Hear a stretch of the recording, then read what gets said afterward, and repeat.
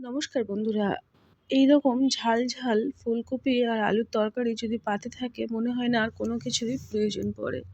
তো বন্ধুরা, আজকের আমি ফুলকপি দিয়ে একটা রেসিপি বানিয়ে নেব খুব চটজলদি।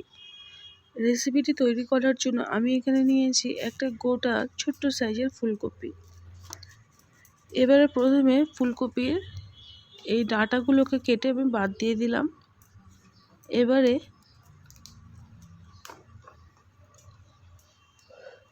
এটাকে দুফালি করে নিয়েছি, নিয়ে ছোট ছোট ফুলগুলোকে বের করে নেব। যে ফুলগুলো একটু বড় সাইজ সেগুলোকে দু টুকরো করে নেব। এইভাবে ফুলকপিগুলোকে আমি কেটে কুটে রেডি করে নিলাম। দেখুন, এই রকম সাইজ করে কেটে নিতে হবে। এবারে যে কাজটা করতে হবে সেটা হলো, একটা পাত্রের মধ্যে দেখুন অল্প একটু জলের মধ্যে লবণ আর হলুদ দিয়েছি। হ্যাঁ, যেটা আগের থেকে আমি গ্যাসের উনুনে বসিয়ে রেখেছিলাম। জলটা বেশ ভালো গরম হয়ে গেছে। এবারে আমি একে একে ফুলকপিগুলোকে জলের মধ্যে ডুবিয়ে দিলাম। মিনিট দুয়েক ফুটিয়ে নেব। তার মধ্যে এদিকে দেখুন আমি আলু একটু কেটে রেডি করে নিচ্ছি, যেহেতু আজকে ফুলকপিতে আলু ব্যবহার করব। এই রকম বড় করে ডুমো ডুমো করে কেটে নিতে হবে। দেখুন, এইরকমভাবে আলুগুলোও কেটে নিলাম। আজকের এই ফুলকপির রেসিপিতে আমি পেঁয়াজ এবং টমেটোও ব্যবহার করছি। পেঁয়াজগুলোকে দেখুন এই রকম বড় করে ফালি করে নিতে হবে। আর এদিকে দুটো পেঁয়াজ আমি ঝিরি ঝিরি করে কুচিয়ে নেব, আর দুটো পেঁয়াজ এরকম বড় করে ফালি করে নেব। এই দেখুন,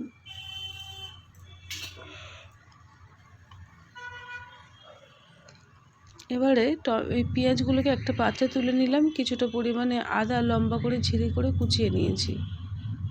আর আমি এখানে এই দেখুন টমেটোটাকে লম্বা লম্বা করে কেটে নেব।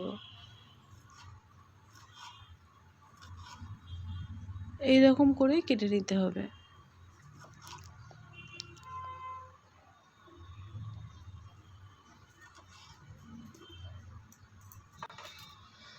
এবারে একটা পাত্রের মধ্যে টমেটো এবং পেঁয়াজ এটাকেও তুলে আমি সাইডে রেখে দেব।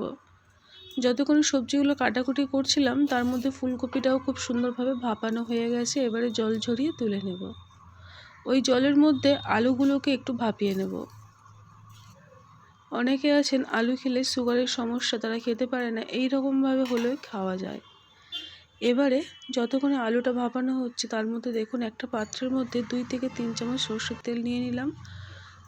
হাফ চামচ হলুদ গুঁড়ো, হাফ চামচ লাল লঙ্কার গুঁড়ো, হাফ চামচ জিরে গুঁড়ো আর 1 চামচ পরিমাণে ধনে গুঁড়ো, অল্প একটু লবণ দিয়ে দিলাম। দিয়ে এটাকে মশলাটাকে খুব ভালো করে মিক্স করে নেব।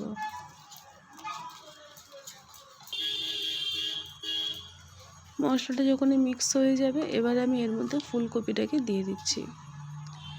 একটু লক্ষ্য রাখবেন যেন ফুলকপির মধ্যে একটুকুও জল না থাকে। আমি ফুলকপিগুলোকে তুলে একটা ছিদ্রযুক্ত থালার মধ্যে কিছুক্ষণ রেখে দিয়েছিলাম, এতে করে এক্সট্রা জলটা বেরিয়ে গেছিলো। এই দেখুন ফুলকপিগুলোকে ঠিক এই রকম করে ম্যারিনেট করে নিতে হবে। এটাকে আমি সাইডে রেখে দেব। এদিকে আলুটাও মোটামুটি মিনিট দুয়েকের মতো ফুটিয়ে নিয়েছি। এবার আলুটাকে জল ঝরিয়ে তুলে নিয়ে নিচ্ছি। রেসিপিটি তৈরি করার জন্য কড়াইয়ের মধ্যে সরষের তেল খুব ভালো করে গরম করে নিয়ে আলুগুলোকে লালচে করে ভেজে নেব। গ্যাসের আঁচটাকে medium to low to high করে আলুটাকে দেখুন এইরকম কালার করে ভেজে নিতে হবে। আলু আমার ভাজা হয়ে গেছে। সমস্ত আলুটাকে তেল ঝরিয়ে একটা পাত্রের মধ্যে তুলে নিচ্ছি।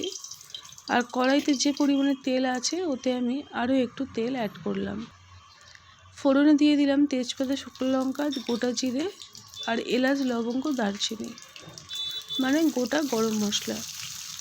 আর দিয়ে দিলাম আগের থেকে যে পেঁয়াজটা ঝিরি ঝিরি করে কুচিয়ে রেখেছিলাম দুটো, ওই পেঁয়াজটাকে হাতের সাহায্যে একদম ঝিরি ঝিরি করে দিয়ে দিয়েছি। তেলের মধ্যে পেঁয়াজটাকে একটু নরম করে ভেজে নেব। যখন ভাজা হয়ে আসবে তার মধ্যে আমি দিয়ে দেবো ছোট্ট চামচের 1 চামচ পরিমাণে আদা আর রসুন বাটা। আদা রসুন বাটাটাকে দিয়ে একটু ভালো করে নাড়িয়ে চাড়িয়ে নিচ্ছি তেলের মধ্যে। দেখবেন কাঁচা গন্ধটা পুরোপুরিভাবে কেটে যাবে। তারপরে ফুলকপিটাকে এখানে দিয়ে দিতে হবে, দিয়ে ভালো করে কষাতে হবে। যেহেতু কপিটাকে একটু ভাপানো হয়েছে, দেখবেন খুবই নরম থাকবে, তাই বেশি নাড়াচাড়া করবেন না, অল্প নাড়াচাড়া করে যতটুকু রান্না হয় ওইভাবেই করতে হবে। সমস্তটা ভালো করে নাড়িয়ে চাড়িয়ে দিলাম। এবার অল্প একটু জল এখানে অ্যাড করলাম। যে পাত্রটাতে ফুলকপিটা ম্যারিনেট করেছিলাম, মশলা মাখানো ছিল, তাই অল্প একটু জল এখানে আমি দিয়ে দিলাম। এবারে এইখানে আগের থেকে ভেজে রাখা আলুটাকেও দিয়ে দিতে হবে। খুব ভালো করে আলু ফুলকপি সমস্তটাই মশলার সাথে কষাতে হবে। কষানোর সময় দিয়ে দিলাম অল্প একটু লবণ, আর দিয়ে দিচ্ছি কাশ্মীরি রেড চিলি পাউডার। এবার ঢাকনা দিয়ে রেখে দেবো। মোটামুটি 1 থেকে 2 মিনিট ঢাকনা দিয়ে রেখেছিলাম। তারপর ঢাকনাটাকে খুলে আবারও খুব ভালো করে সমস্ত কিছু নাড়িয়ে চাড়িয়ে দেব। ফুলকপি দিয়ে অনেক রকম রেসিপি আপনারা বানিয়েছেন, তবে এই পদ্ধতিতে সহজ সরল সাদামাটাভাবে একবার হলেও ফুলকপি রান্না করে দেখুন, স্বাদ মুখে লেগে থাকবে।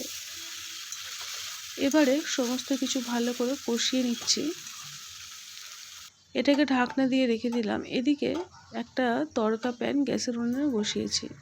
1 চামচ সর্ষের তেল গরম করে নিয়েছি। এবার তেলের মধ্যে আমি দিয়ে দেবো লম্বা লম্বা করে কুচিয়ে নেওয়া আদা স্লাইসগুলো, আর টমেটো আর পেঁয়াজ, যেটা পেঁয়াজের বড় টুকরো ওগুলোকে স্লাইসগুলোকে ছাড়িয়ে নিয়েছিলাম। এই তড়কা প্যানের মধ্যে দিয়ে এই সমস্ত কিছু দিয়ে মোটামুটি 1 মিনিটের মতো নাড়াচাড়া করে ভেজে নেব। এর মধ্যে দিয়ে দিলাম 1 মুঠো পরিমাণে মটরশুঁটি। যেহেতু এখন সিজনের সবজি খুব ভালো পাওয়া যাচ্ছে, মটরশুঁটিটা দিলে কিন্তু বেশ ভালো লাগে খেতে। এবারে মোটামুটি 1 মিনিটের মতো সমস্ত কিছু নাড়িয়ে চাড়িয়ে নিলাম। এবারে ওই ফুলকপির মধ্যে সমস্ত উপকরণগুলোকে ঢেলে দিলাম, দিয়ে আবারও খুব ভালো করে নাড়িয়ে চাড়িয়ে নেব।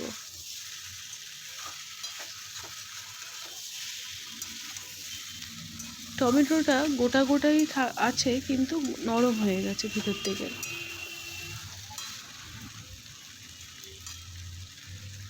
তো এগুলোকে আমি একটু চারিদিকটা ছড়িয়ে দিলাম, দিয়ে ঢাকনা দিয়ে রাখলাম 1-2 মিনিটের মতো। তারপরে ঢাকনাটাকে খুলে এবারে আমি খুব ভালো করে আবারও নাড়িয়ে চাড়িয়ে রান্নাটা কমপ্লিট করে নেব।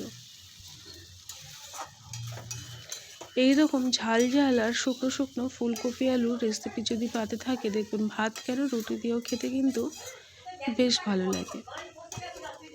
সবার শেষে আমি অল্প একটু ধনেপাতা কুচি ছড়িয়ে দেবো ওপর থেকে, দিয়ে আমি গ্যাসের ফ্লেমটাকে অফ করে দেব। আজকের আমার ফুলকপি আলুর এই দুর্দান্ত স্বাদের রেসিপিটি একদম তৈরি হয়ে গেল। অনেকে আছেন ধনেপাতা পছন্দ করে না, সেক্ষেত্রে দেওয়ার কোনো দরকার নেই। এবারে গরমা গরম একটা পাত্রের মধ্যে আমি এটাকে সার্ভ করে নিচ্ছি। তো বন্ধুরা দেখুন কতটা লোভনীয় দেখতে হয়েছে, সত্যি কথা বলতে দুর্দান্ত খেতে হয়। এই রকমভাবে ফুলকপি আলুর রেসিপি একবার হলেও বানিয়ে দেখুন, স্বাদ মুখে লেগে থাকবে। আজকের মতো এই পর্যন্ত। আবারও আসবো নিত্য নতুন নানা রকম ঘরোয়া এবং সাধারণ রেসিপি নিয়ে। তার মধ্যে সবাই যেখানেই থাকবেন সুস্থ থাকবেন আর ভালো থাকবেন, এইটাই সব সময়ের জন্য প্রার্থনা। রেসিপিটি দেখে যদি বিন্দুমাত্র ভালো থেকে থাকে তাহলে লাইক দিয়ে চ্যানেলটিকে সাবস্ক্রাইব করে সাথে থাকতে পারেন।